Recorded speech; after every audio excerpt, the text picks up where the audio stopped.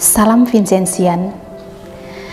Rehavin hari ini diambil dari bacaan pertama Kitab Kebijaksanaan bab 1 ayat 1 sampai 7 dan bacaan Injil diambil dari Injil Lukas bab 17 ayat 1 sampai dengan 6. Saudara-saudari yang dikasihi Tuhan, tema renungan kita pada hari ini adalah kebijaksanaan dan pengampunan. Kebijaksanaan secara harafiah berasal dari kata bijaksana, artinya selalu menggunakan akal, kepandaian untuk menggunakan akal budinya, kecakapan untuk bertindak apabila menghadapi kesulitan. Saya merasa kita semua sepakat bahwa orang bijaksana itu tidak identik dengan orang cakap atau orang pandai. Jadi yang bagaimana orang bijaksana itu? Orang dikatakan bijaksana apabila ia mampu melihat setiap sisi kehidupan dari sisi atau dari pandangan Allah. Kemudian akan menentukan tindakan-tindakan mana yang baik, yang selaras dengan kehendak Allah. Saudara sekalian, bacaan pertama hari ini memberikan gambaran kepada kita bahwa kebijaksanaan adalah hal yang mestinya tinggal dalam hati kita, yakni hati yang murni dan tubuh yang tidak berdosa. Hal ini ditegaskan dalam Kitab Kebijaksanaan bab 1 ayat 4. Dikatakan demikian: sebab kebijaksanaan tidak masuk ke dalam hati yang keruh dan tidak pula tinggal dalam tubuh yang dikuasai oleh dosa. Nah, sekarang bagaimana kita dapat memperoleh kebijaksanaan itu? Saudara sekalian, kebijaksanaan adalah anugerah dari Allah. Karena merupakan anugerah dari Allah, maka kita perlu memohon kepadanya yang adalah sang sumber kebijaksanaan.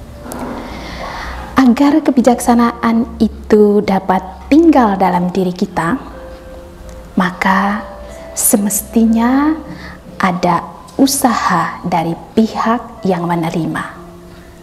Usaha-usaha itu seperti kesediaan untuk tinggal bersama Allah, mengusahakan agar pikiran-pikiran kita hendaknya tertuju kepada Allah, berusaha mencintai dan melekatkan diri pada sang sumber kebijaksanaan.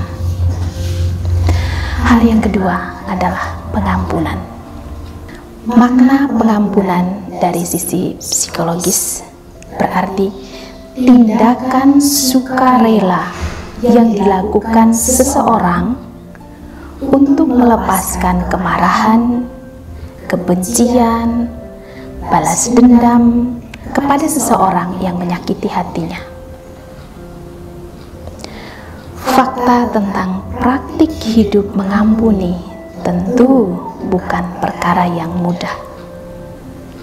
Coba kita perhatikan fenomena yang terjadi di masyarakat atau di dalam kehidupan berbangsa dan bernegara, atau bahkan di dalam keluarga kita. Aneka konflik kerap terjadi dan berujung pada hal-hal yang kurang baik, misalnya perceraian, perpecahan, peperangan, main hakim sendiri, dan bentuk-bentuk kekerasan lainnya. Hal ini mengindikasikan bahwa betapa tidak mudahnya orang memberi ampun atau memberi maaf satu terhadap yang lain.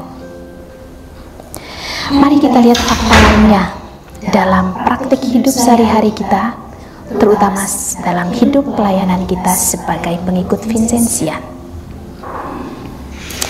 Banyak orang enggan memberi ampun kepada yang telah berbuat salah, apalagi kesalahan itu dilakukan berulang-ulang kali.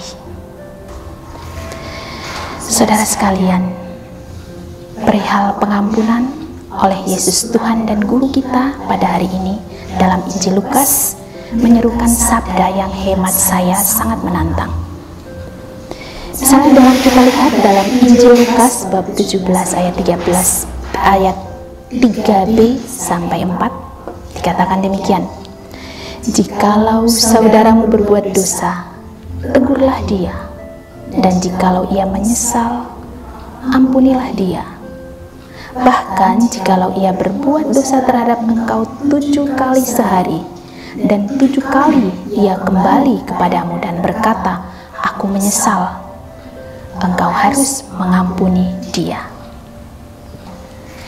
Inilah arah dan pandangan baru dari sang guru kita yang memang patut diperjuangkan hingga akhir hayat. Ya, mengampuni tak jemu-jemu dan tak terbatas. Ya, mungkin kata itulah yang bisa melukiskan makna angka 7 kali sehari berbuat dosa dan 7 kali pemberian pengampunan.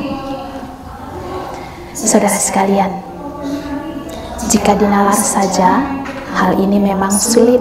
Namun, berkaca dari bacaan pertama dan dikaitkan dengan bacaan Injil, kita dapat menarik beberapa benang merah di sana, yakni yang pertama, jika kita menjadi orang bijaksana, itu artinya kita rela mengampuni dan memaafkan. Dengan pengampunan, dengan mengampuni dan memaafkan, kita ikut ambil bagian dalam tindakan kasih Allah. Hal yang kedua, orang yang bijaksana tidak mungkin membawa penyesatan bagi orang lain. Ia tidak mungkin menjerumuskan orang lain dalam dosa.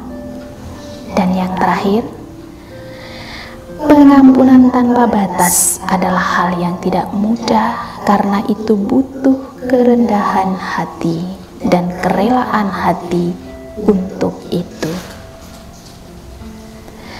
Apakah kita bersedia mengusahakannya? Aku